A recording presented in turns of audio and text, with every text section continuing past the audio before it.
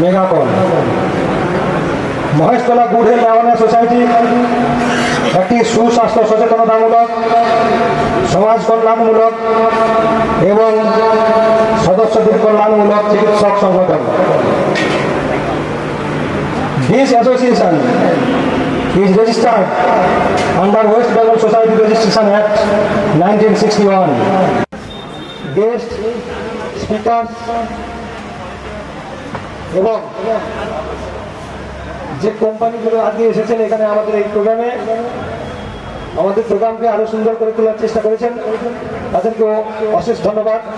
Nursing home, hospital এবং Pharma company, তাদেরকে অসংখ্য ধন্যবাদ জানাই।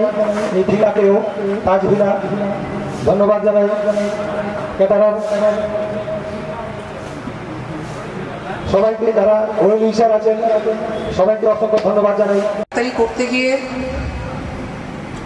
কখনোই কোনো ডাক্তারের সম্বন্ধে কিছু বলবেন না, কারণ আমরা সবাই ডাক্তার। ঠিক আছে, কোনো ডাক্তারে কিছু ভুল ত্রুটি হতেই পারে, ঠিক আছে। কখনোই কারোর সম্বন্ধে কিছু বলবেন না। যখনই আপনার কাছে কোনো পেশেন্ট আসবে, আপনার প্রথম কাজ হবে সেই পেশেন্টটাকে ভালো করে দেখা। বিভিন্ন কারণ কিছু কয়েকটা স্লাইড আছে দেখাবো। আর সেই জিনিসগুলো মূলত বয়সজনিত কারণেই হয়। আমাদের ইয়ং বা যুবক যারা, তাদের সেই অস্টিওপোরোসিস বা অস্টিওআর্থ্রাইটিসের কিন্তু খুব কম দেখা যায়। মূলত বয়স্কদের এবং মূলত মহিলাদের ক্ষেত্রে খুবই বেশি দেখা যায়। নানান কারণে এই অস্থিক্ষয় হয়। এবং এই যে অস্টিওপোরোসিস যাকে আমরা বলছি, তার দেখে কোনো সাইন বা সিমটম পাওয়া যায় না। যখন হয়তো ভেঙে সিরিয়াস জিনিস আছে না, একটা স্লিপ অ্যাপনিয়া আছে। এটা স্টাডি পাওয়া গেছে কি adenotonsillectomy in obstructive sleep apnoea syndrome. আপনি দেখবেন কি এটা 10% কেসেসে স্নোরিং থাকে, বাট 2 to 3% পেশেন্টে স্লিপ অ্যাপনিয়া হয়ে যাচ্ছে।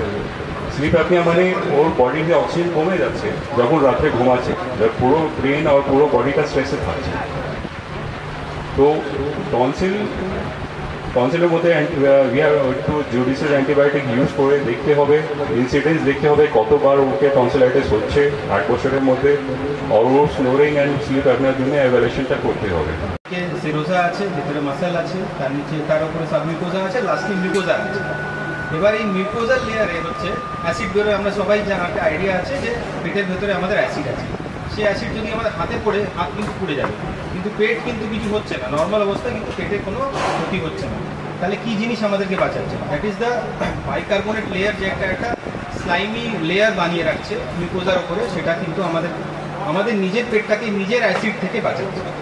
তো বেসিক্যালি গ্যাস্ট্রিক আলসার হচ্ছে এই দুটোর ইমব্যালেন্স। আমাদের পেটে যদি অ্যাসিড বেশি বেরোতে শুরু করে বা আমাদের প্রোটেক্টিভ মিউকোজা যদি কমে যায়।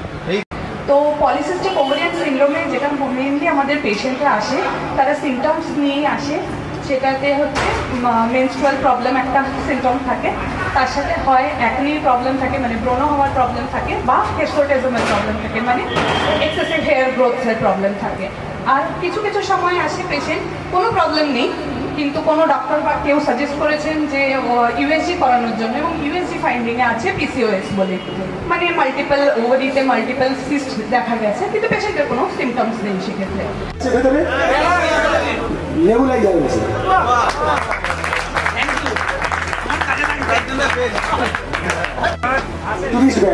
ইউ।